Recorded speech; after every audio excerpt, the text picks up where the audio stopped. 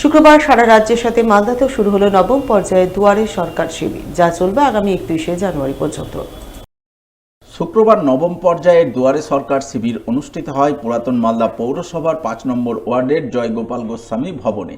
শিবিরে রাজ্য সরকারের মোট 37টি প্রকল্পের সুবিধা পেতে সাধারণ মানুষ তাদের আবেদনপত্র জমা দেন। সেই সমস্ত আবেদনপত্র খতিয়ে দেখেন পুরাতন মালদা পৌরসভার চেয়ারম্যান কার্তিক ঘোষ। তিনি জানান, নবম পর্যায়ের দুয়ারে সরকার শিবিরে 37টি প্রকল্পের সুবিধা প্রদানে আবেদনপত্র জমা নেওয়া হচ্ছে। এর মধ্যে একটি নতুন প্রকল্পের সংযোজন ঘটেছে, তা হল বেকার যুবক যুবতীদের প্রতিভা জানতে এবং তাদের কর্মমুখী করতে আমার দিশা প্রকল্প। রাজ্যের মুখ্যমন্ত্রী মাননীয় মমতা বন্দ্যোপাধ্যায়ের উদ্যোগে পশ্চিমবঙ্গ সরকারের সহায়তায় আমাদের মালদা পৌরসভায় দুয়ারে সরকার প্রকল্প আজকে চালু হয়েছে। আজকে তার নবম পর্যায়ে এখানে 37টা প্রকল্প যে উপভোক্তারা সেটা অ্যাপ্লিকেশন করতে পারবে এবং 24 তারিখ থেকে 31 তারিখ পর্যন্ত সেটা অ্যাপ্লিকেশন জমা নেবে এবং 28 তারিখ পর্যন্ত, ওই মাসের 28 তারিখ পর্যন্ত এটা ইমপ্লিমেন্ট হবে আমাদের রাজ্যে। এবং নতুন একটা প্রকল্প চালু হয়েছে 37টা প্রকল্পের মধ্যে, কর্মদিশা একটা প্রকল্প, নতুন আমার কর্মদিশা প্রকল্প। তো এটা একটা নতুন চালু হয়েছে যে আমাদের রাজ্য সরকারের মাননীয় মমতা বন্দ্যোপাধ্যায় যিনি মাননীয়, তার মূল উদ্দেশ্য হচ্ছে সাধারণ মানুষ, যখন আমরা দেখলাম বিগত দিনে যে সরকারটা ছিল, সাধারণ মানুষ অফিসে গিয়ে অন্য ঘুরে সেখানটায় বিভিন্ন কাজের সুবিধা পেত না, সেখানে কাজ পেত না। কিন্তু রাজ্য সরকার আমাদের মাননীয় যিনি আমাদের রাজ্যের মুখ্যমন্ত্রী মমতা বন্দ্যোপাধ্যায়, ওনার উদ্যোগে বাড়িতে গিয়ে দুয়ারে গিয়ে বেনিফিশিয়ারি তার অ্যাপ্লিকেশন নিয়ে তার কাজটা করে দেওয়া, এটা এই সরকার চালু করেছে। অন্যদিকে এদিনই ইংরেজবাজার ব্লকের কাজীগ্রাম অঞ্চলের চণ্ডীপুর হাই স্কুলে নবম পর্যায়ের দুয়ারে সরকার শিবির অনুষ্ঠিত হয়। শিবিরে রাজ্য সরকারের মোট 37টি প্রকল্পের সুবিধা প্রদানের জন্য আবেদনপত্র প্রদান ও জমা নেওয়ার কাজ চলে।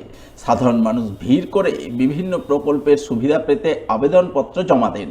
লক্ষ্মীর ভাণ্ডার থেকে শুরু করে রূপশ্রী, কন্যাশ্রী, মানবিক, বিধবা ভাতা, বার্ধক্য ভাতা ইত্যাদি নানান প্রকল্পের আবেদনপত্র জমা নেওয়া হয় বলে জানা গেছে। স্কুলে এসেছি। কি করতে এসছো? লক্ষ্মী ভাণ্ডার জমা দিতে এসেছি। এর আগে পেয়েছো লক্ষ্মী ভাণ্ডারের টাকা? না, পাইনি। জমা দিয়েছিলে এর আগে? এর আগে জমা দিয়েছিলাম কিন্তু পাইনি। এবার আবার নতুন করে দিলে? হ্যাঁ, এবার নতুন করে দিলাম। কি করতে এসছো এখানে? লক্ষ্মী ভাণ্ডার জমা দিতে। নতুন? হ্যাঁ। এর আগে দিয়েছিলে কখনো? দিয়েছিলাম, আসেনি। এবার আবার দিচ্ছ? হ্যাঁ। কি মনে হচ্ছে, হবে? হবে কেন না, কে বলবে? আজকে আমাদের কাজীগ্রাম পঞ্চায়েতে দুয়ারে সরকার করছে। এখানে লক্ষ্মী ভাণ্ডার, বিধবা ভাতা, বার্ধক্য ভাতা, স্বাস্থ্যসাথী কার্ড, আপনার পাট্টার ব্যাপারটা আছে, মৎস্যজীবী ক্রেডিট কার্ড আছে, কিষাণ ক্রেডিট কার্ড আছে, ইলেকট্রিকের সুবিধা আছে। এরকম মানে যা যতগুলো প্রকল্প আছে প্রত্যেকটার সুযোগ সুবিধা এই জায়গায় মানুষ পরিষেবা ভালো সারা পড়েছে। হ্যাঁ, যেহেতু অনেকজন আবার বিগত দিনে 24 বছর হয়েছিল, 25 বছর হয়ে গেছে তারা এসে লক্ষ্মী ভাণ্ডারটা জমা করছে, এরকম বহু সারা পড়েছে। শুক্রবার নবম পর্যায়ে দুয়ারে সরকার শিবির অনুষ্ঠিত হয় রতুয়া 2 নম্বর ব্লকের আড়াইডাঙ্গা অঞ্চলে। মূল শিবির বসে আড়াইডাঙ্গা ডিবিএম একাডেমি হাই স্কুলে এবং সাহায্যকারী শিবির বসে অঞ্চলের প্রতিটি প্রাথমিক বিদ্যালয়ে। আড়াইডাঙ্গা ডিবিএম একাডেমির মূল শিবিরে মোট 37টি প্রকল্পের সুবিধা প্রদানের জন্য আবেদনপত্র জমা নেওয়া হয়। প্রতিটি দপ্তরের তরফে পৃথক পৃথক কাউন্টার চোখে পড়ে। বিভিন্ন কাউন্টারে সাধারণ মানুষজন ভিড় করে তাদের আবেদনপত্র জমা দেন। শিবিরের কাজকর্ম পরিদর্শন করেন রতুয়ার বিধায়ক সমর মুখার্জি। এছাড়াও শিবির তদারকি করে রতুয়া 2 নম্বর ব্লকের BDO Shekhar Sherpa, joint BDO Kalyan Ashis Das সহ অন্যান্যরা। আড়াইডাঙ্গা অঞ্চলের রতুয়া টুরে দুয়ারে সরকার, দুয়ারে বিডিও, দুয়ারে এমএলএ, দুয়ারে মুখ্যমন্ত্রী। সবথেকে আজকে যেটা দেখলাম যে রতুয়া টুয়ের বিডিও সাহেব উনি জেরক্স মেশিন বসিয়েছেন, যাতে জেরক্স লাগে সবটাতে, এই যাতে পয়সা না লাগে জেরক্স মেশিন বসিয়েছেন।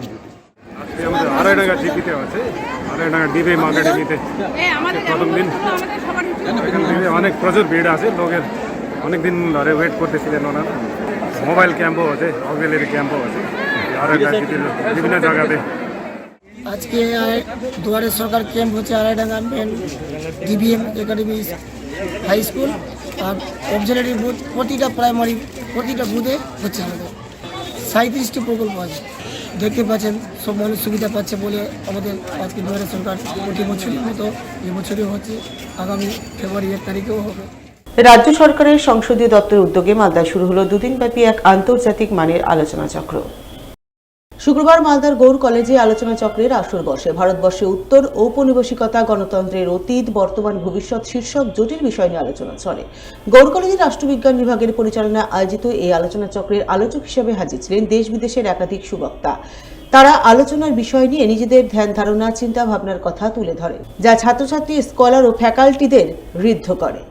আজকে গৌড় মহাবিদ্যালয়ে দুদিনব্যাপী 24 এবং 25শে জানুয়ারি একটা ইন্টারন্যাশনাল কনফারেন্স আমরা আয়োজন করেছি, যার বিষয়বস্তু হচ্ছে post colonial Indian democracy, contested past, present transformation and future possibility. এই বিশেষ থিমের ওপরে আমাদের এই 2 দিনব্যাপী আলোচনা চক্র, আন্তর্জাতিক আলোচনা চক্র, যেখানে আমাদের দেশের বিভিন্ন প্রান্ত থেকে বক্তারা এসেছেন, এমনকি আন্তর্জাতিক স্তর থেকে ফিনল্যান্ড হেলসিঙ্কি থেকে একজন খুব ভালো বক্তা আমাদের এখানে এসে উপস্থিত হয়েছেন। আজকে এখানে তিনি তার বক্তব্য তুলে ধরবেন আমাদের আলোচনা চক্রে। এর উদ্দেশ্য পিওরলি একাডেমিক ক্ষেত্রে আমাদের এই আলোচনা চক্র বিভিন্ন ধরনের নতুন চিন্তাভাবনা তুলে আনবে, যার দ্বারা আমাদের এখানকার স্কলার, ছাত্রছাত্রী, এমনকি যারা ফ্যাকাল্টি মেম্বার্স রয়েছে, তারাও এই আলোচনার মাধ্যমে উপকৃত হবেন বলে আমাদের আশা।